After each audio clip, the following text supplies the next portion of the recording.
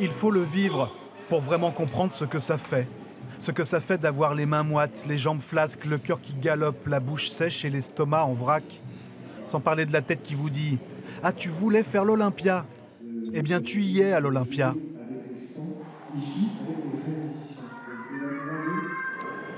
Je me voyais déjà en haut de l'affiche, en 10 fois plus gros que n'importe qui, mon nom s'étalait. Je me voyais déjà adulé et riche, signant mes photos aux admirateurs qui se bousculaient. Je me voyais déjà, je me voyais déjà, je me voyais déjà.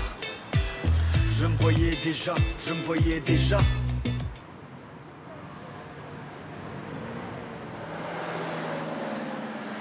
Fin de journée parisienne typique, place de la République.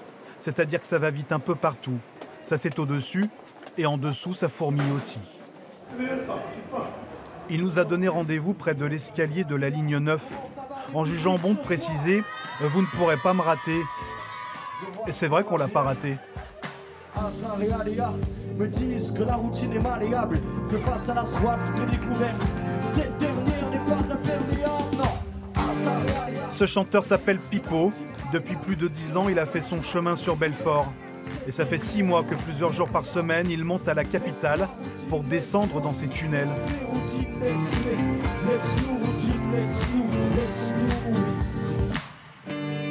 Aléa, plus routine. Merci. Pipo est l'un des 300 chanteurs du métro.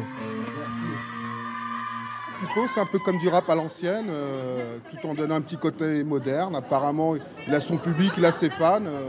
Je suis assez impressionné. Et puis c'est bien qu'ils viennent dans le métro, montrer qu'aujourd'hui, il n'y a pas de musiciens, il n'y a pas de classe pour les musiciens. Vous aimez ce style un peu? Ouais. En plus, ils chantent bien. Ils sont très très bien, j'avoue, c'est master maintenant. Comment il s'appelle alors du coup? Pipo. Ça veut dire quoi Pipo? Là, il y a eu un petit groupe de jeunes, vraiment motivés, ça a ramené beaucoup de monde derrière. Et je suis super content. Je suis vraiment content. Pierre Anderlen, alias Pipo, nous ça fait exactement 10 ans qu'on le connaît. Depuis le premier reportage, on l'a vu changer, son style évoluer, s'affirmer. Parmi les nombreux talents musicaux issus du territoire de Belfort, il est de ceux qui ont su le mieux tirer leur épingle du jeu. En se trouvant des challenges, comme ces ateliers d'écriture dispensés dans des écoles ou comme ici dans des prisons, pour apprendre à des détenus à s'évader en maîtrisant les textes en 8 ou 16 mesures. Ou encore avec ces vidéos dans lesquelles ils se filment dans des petites communes, proposant aux habitants des concerts chez eux, un chanteur multicarte. Merci. Franchement, à la base, tout part d'une passion, quoi. Faire de la musique et je pense qu'aujourd'hui, on se bat juste pour être exposé de plus en plus. Quand je dis on, c'est toujours pareil, je parle aussi au nom de mes musiciens. Et voilà, c'est avancer, gravir les échelons, faire plus de concerts. Moi, ce qui m'anime vraiment dans la musique, c'est faire les concerts. Je cours pas après la célébrité. J'espère juste qu'un jour, avec tout le mal que je me donne, qu'on se donne, que mon équipe se donne, toutes les concessions qu'il faut faire, j'espère juste qu'un jour, on arrivera à en vivre tranquillement, mais qu'on arrivera à en vivre et qu'on aura une situation confortable. Tous les ans, la RATP organise 2 auditions de chanteurs. 2000 se sont présentés cette année pour seulement 300 places. Antoine Nazo est agent RATP, ça fait 20 ans qu'il dirige les auditions.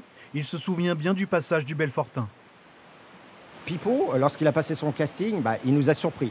Et souvent, ce qu'on demande, vous savez, moi j'en vois beaucoup passer, c'est qu'ils nous surprennent. C'est un peu la surprise.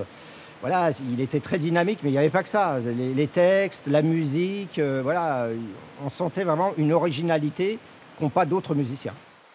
Pipo a donc gagné un abonnement de 6 mois pour chanter dans le métro. Mais ce n'est pas tout. Pour fêter les 20 ans de ses auditions, la RATP organisait un concours cet été pour un concert événement à l'Olympia. Et le rappeur a fait partie des 5 groupes plébiscités par les internautes. Hasard et aléa, l'Olympia, est-ce qu'il y a du monde ce soir? Ok, j'ai toujours rêvé de dire ça, je le dis au moins, on répète. Dans le prochain épisode, nous le verrons en pleine répétition, à 4 jours du concert.